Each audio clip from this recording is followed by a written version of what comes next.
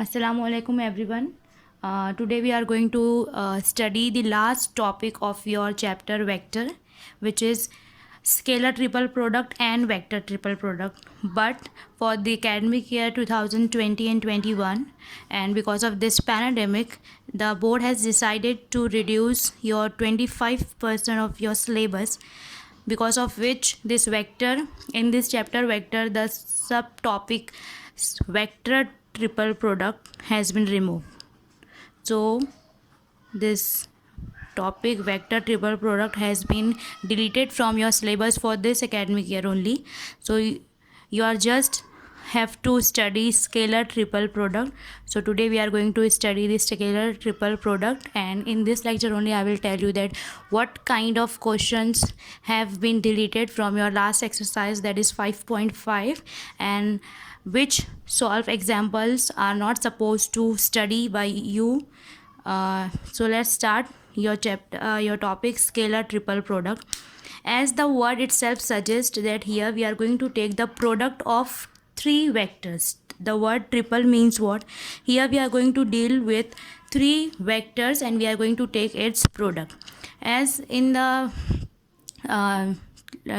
previous lectures we have studied, there are two types of product, scalar product and vector product, but at that time we have deal with only two vectors. But here we are going to deal with three vectors at a time. Suppose a bar, b bar and c bar. These three vectors are there and we are going to take its product. And suppose if on taking the product of these three vectors, if you are getting a quantity which is a scalar one, means after taking the product of these three vectors, if you get the scalar quantity, that it will be called as what? Scalar triple product. Now how we are going to find it, or how we are going to define it?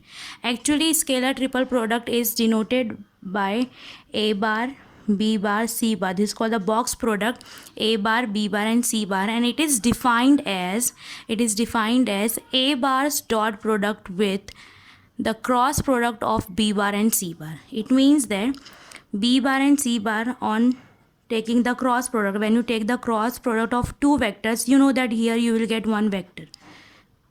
We have seen in the previous lectures that cross product is called as cross because as the output it will give you one another vector. B bar cross C bar, on calculating B bar cross C bar you will get one vector, and A bar itself is another vector.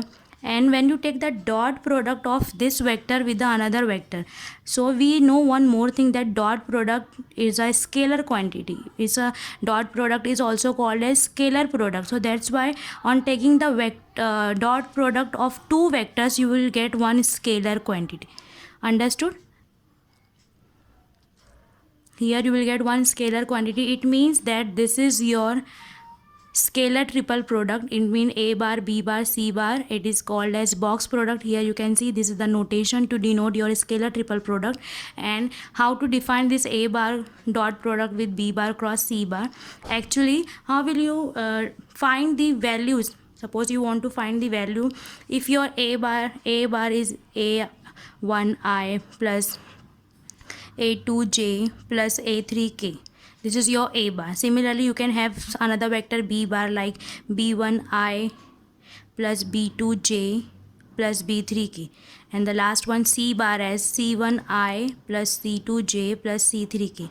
These three are the vectors, so they will be expressed in the form of ijk with some coefficients.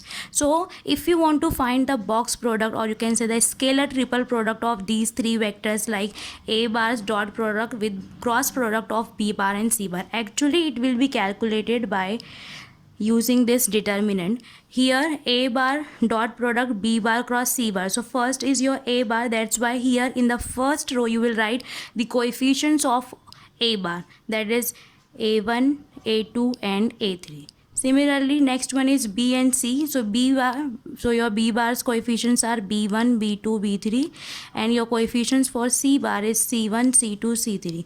In the concept of determinant, we know that when you solve any determinant, here you will get some number. Some number means some scalar quantity. So that's why this is your this is your scalar triple product, and this is the method to find the value or to solve the scalar triple product of any three vectors, a bar, b bar and c bar. So now there are some properties that we are going to study or discuss about your scalar triple product.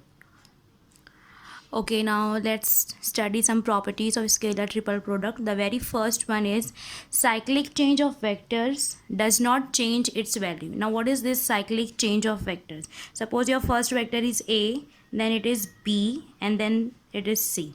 So if you want to find A, B, C's scalar triple product, that is the box product of a bar, b bar, c bar, it will be same as if you change the vectors but in a cyclic manner. Cyclic manner, it means first from a to b, then b to c and c to a. This is called your cyclic rotation, or you can say the cyclic change. If you are going to start from b instead of a, if you want to find a scalar triple product but you start the your scalar triple product with b, so you have to write b, c and a. Here you have made the changes, but the changes is in a cyclic manner, so it will not affect the main answer. It will not affect the main answer, because see, at the place of a I have replaced it by b, and at the place of b I will replace it by c, and the last c will be replaced by a. So here we have changed the position of the vectors but in a cyclic manner. Okay, so because of this, the property says that if your changes are in a cyclic manner, then it will not affect your final answer. So in a same manner I can have scalar triple product with when I start it with c. So if I want to write from c, so it should be like a, then it will be b. So if you're starting from c, so it will go to a, then it will come to b. So in a cyclic manner, if you're doing some changes, it will not affect your final answer. So in this manner, all these three scalar triple product will give you the same answer. It is one of the important property of scalar triple product. Understood? Now the next one is single interchange of vector. Now what is it, the meaning of single interchange of vector? Suppose you are having scalar triple product of a bar, b bar and c bar.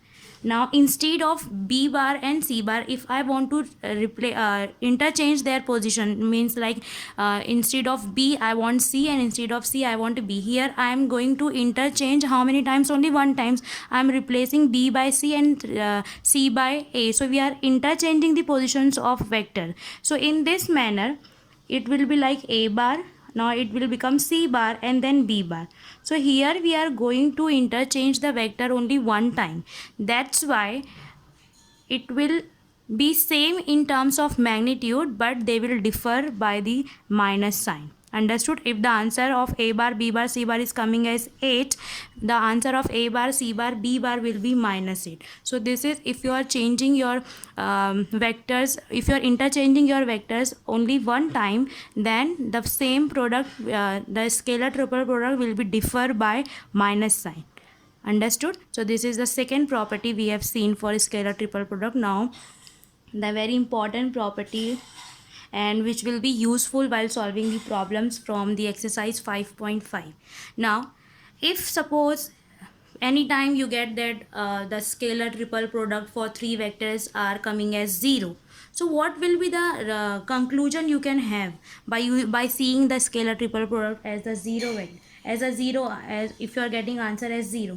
So this is possible when these three conditions are there, or you can say these three possibilities are there by in which you can have your triple product, scalar triple product as the 0. So the very first one is, this is possible, the very first situation or the condition is one of these three vector is a 0 vector.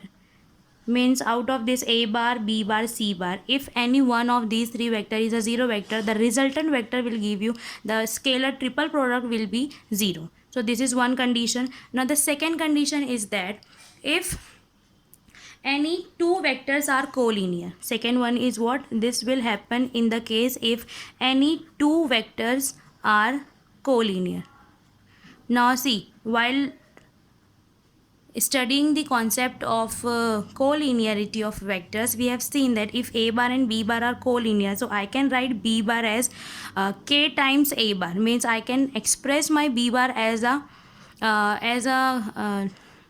scalar multiple of a bar, means b bar will be a bar will be can be expressed in terms of a bar. So if I do so, I can write a bar as it is. Now b bar is k times a bar and then c bar. Now we have discussed that how will we find the scalar triple product by using the determinant.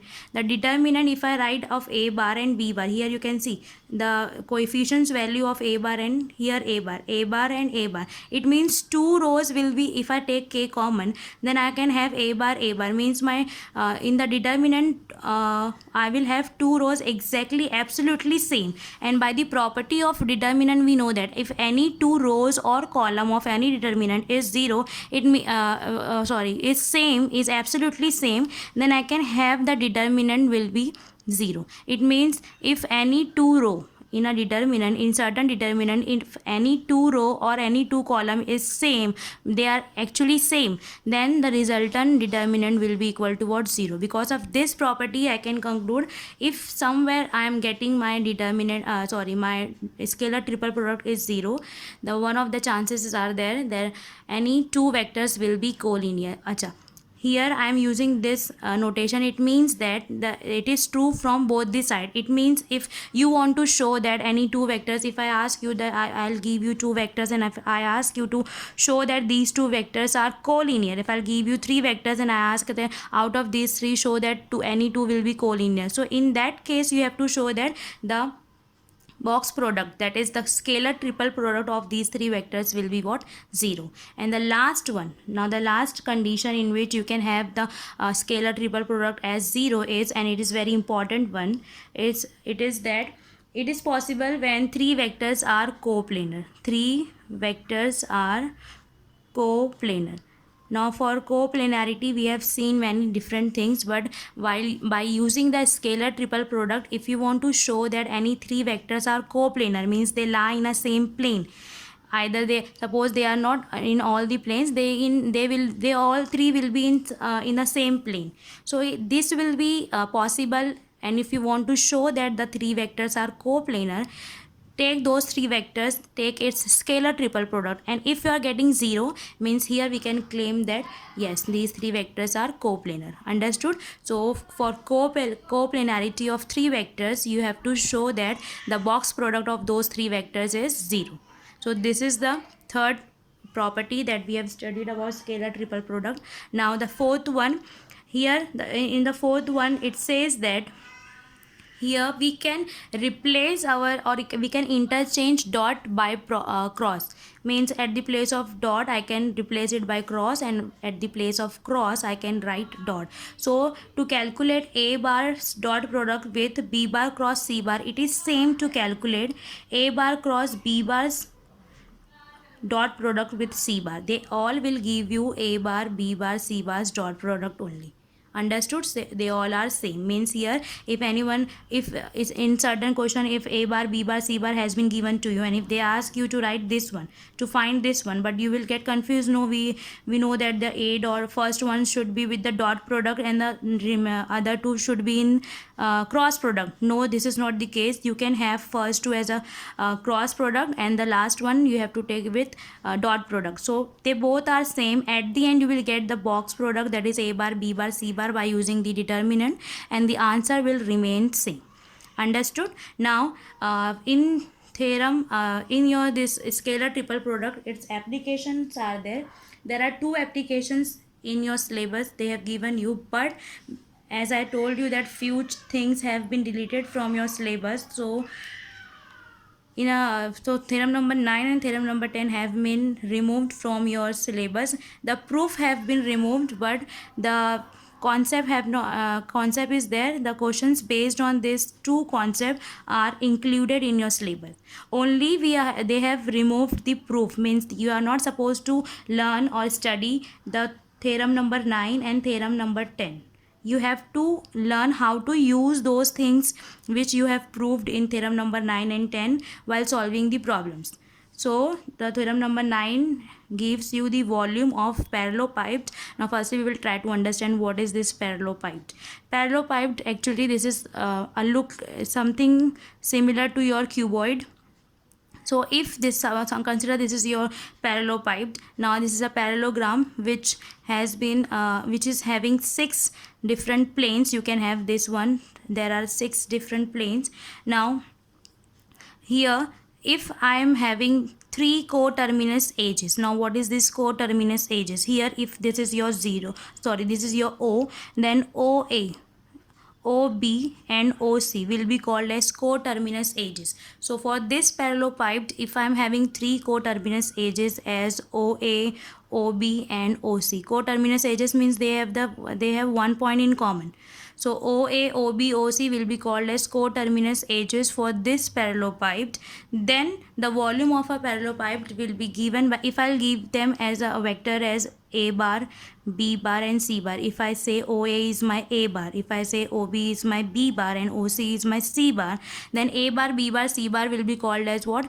In this diagram I have chosen A bar, B bar, C bar as my coterminous edges. Coterminous edges. Do remember this thing. It is if you want to find the volume of a parallelopiped, coterminous edges should be given to you. So if you know the coterminous edges for certain parallelopiped, then the scalar triple product of these 3 coterminous edges will give you the volume of parallelopiped, that is A bar, B bar, C bar. The box product, the scalar triple product of 3 vectors, those 3 vectors should be the coterminous edges of a parallelopiped. Then this A bar, B bar, C bars box product will give you the volume of that parallelopiped. Understood? So this is very important formula, and till last year this this question in which you are supposed to find the volume of parallelopiped can be has been asked for 3 marks. Understood? Similarly, the next theorem is theorem number 9. No need to go for the proof. Here we are just going to see that what does it say. So the theorem number 9 gives us the formula for volume of a tetrahedron. Tetrahedron, we have already discussed that what is the geometrical interpretation of your tetrahedron. Geometrically it look like this. Here in this here only you need 3 coterminous edges. If you want to find the coterminous edges of this if you want to find the volume of a tetrahedron, you need again coterminous edges. So if this coterminous edges will be like AC, AB and AD. AC bar, AB bar, AD bar. Coterminous means there will be one point common in all these 3 vectors. So here you can see AD, AC and AB. They all are having common point as A. So here that's why we can say AD, AC and AB are coterminous edges. So here also you have to find, suppose this is first is AB, then AC and AD. You have to find the box product of all 3 coterminous edges. Then you have to take the 1/6 of the answer. Means that volume of tetrahedron is actually equal to 1/6 times of the box product or the scalar triple product of 3, or you can say all 3 coterminous edges of a tetrahedron. So there will be a question in your exercise in which they will give you points. By using points you are supposed to find the coterminous edges, and once you get what is your coterminous edges, by using that coterminous edges, firstly calculate its scalar triple product by using the determinant as we have discussed earlier. Then whatever answer you will obtain, output will be a scalar, will be a number. Multiply that number or divide that number by 6, multiplied by 1/6 you can say, or divide that number by 6. So will that number or that quantity will be your volume of tetrahedron. Understood? So in this manner we have seen the concept of scalar triple product, its property and its geometrical application. Now the next subtopic is vector triple product, which I have already told you that has been removed from your syllabus for this year only, for this academic year, that is 2020 and 21. Now from solve example number 3, 4, 5. Example number 3, 4, 5, that is on page number 182 has been removed. And from your exercise 5.5, you are question number 8, question number 9 and question number 10. These last 3 questions will be removed, has been removed from your exercise, which is based on actually vector triple product. तो जब वो खुद ही निकल गया topic, so there is no need to solve the question based on this. Understood? So 3 solve example you are not supposed to study because that is based on vector triple product. And similarly from the main exercise, question number 8, 9, 10 has been removed. So we are going to solve question number 1 to question number 7 from the exercise 5.5. Understood? Now you can see here, this is your theorem number 9, this is your theorem number 10. Theorem number 9 and theorem number 10. Here you are supposed to use this formula, volume of parallelepiped and volume of tetrahedron. This is the volume of tetrahedron, but you are not supposed to go through with the proof. Understood? And similarly here, vector triple product, this part is also not there in your syllabus. And then from solve examples, example number 3, example number 4, and here you can see example number 3, example number 4 and example number 5. These 3 are actually based on vector triple product. That's why you are not supposed to study these 3 examples. And from your exercise 5.5, all questions have been there, but the last 3 questions, this is question number 8, 9 and 10, you are not supposed to study these 3 questions. So from your exercise 5.4, you are just supposed to solve first to 7 question, and we will try to solve those 7 question based on these 3 things only. Just you have to remember one thing, scalar triple product, how to find 3 A dot B cross C, or you can say A cross B dot C, because just now we have discussed they both are same. I can rewrite this as A bar cross B bars dot product with C bar. If anywhere you are able to see that they are asking you to find this quantity, it means they are asking you to find scalar triple product.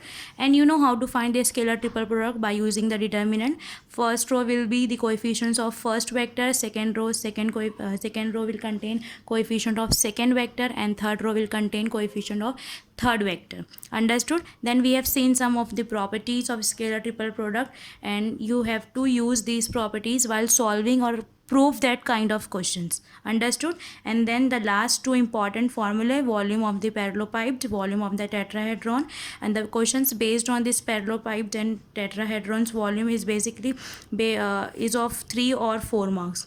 Acha, one more thing I want to discuss, that this chapter vector is very important from your 12th point of view also, because this chapter alone contains with option 12 marks. So you can imagine that how important it is. So though it is lengthy, but its concepts are easy to understand. I have tried a lot to make it easy for you to understand, and but little but effort should be there from your side too. So by seeing the previous videos, you will be able to understand the whole chapter vectors, which is very important. So here I am finishing my lecture. In next lecture we will try to solve those 7 questions from your exercise 5.5, and then we will finally finish our chapter vectors. Till then, take care. Allah Hafiz.